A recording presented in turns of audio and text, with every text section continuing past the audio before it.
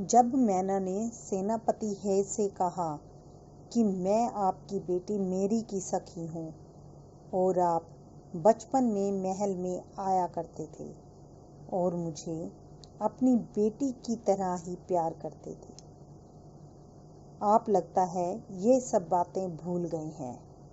Mary की मृत्यु से मैं बहुत दुखी हुई थी और उसकी एक चिट्ठी अभी तक मेरे पास है। यह सुनकर सेनापति हे के होश उड़ गए और उसे बड़ा आश्चर्य हुआ। फिर उसने उस बालिका को यानी मैना को भी पहचान लिया और कहा, अरे यह तो नाना साहब की कन्या मैना है। सेनापति हे कुछ क्षण यानी कुछ पल ठहर कर बोले यानी रुक गए थोड़ी देर।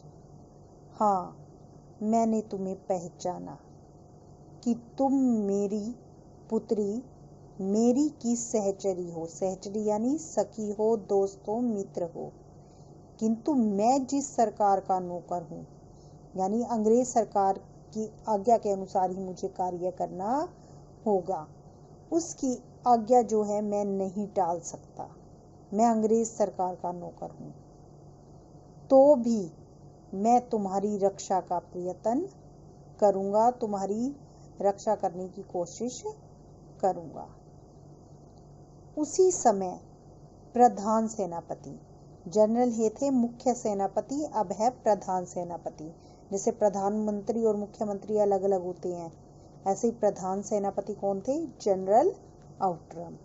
तो उसी समय प्रधान सेनापति जनरल आउटरम भी वहां आ पहुंचे और उन्होंने बिगड़ कर सेनापति हे से कहा, बिगड़ कर यानी रूखे स्वर में क्रोध से सेनापति हे से कहा कि नाना का महल अभी तक तोप से क्यों नहीं उड़ाया गया।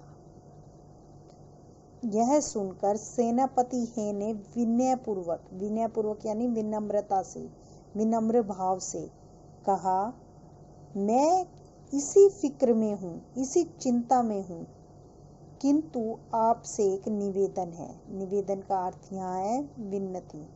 आपसे यह विनती है कि क्या किसी तरह नाना का महल बच सकता है।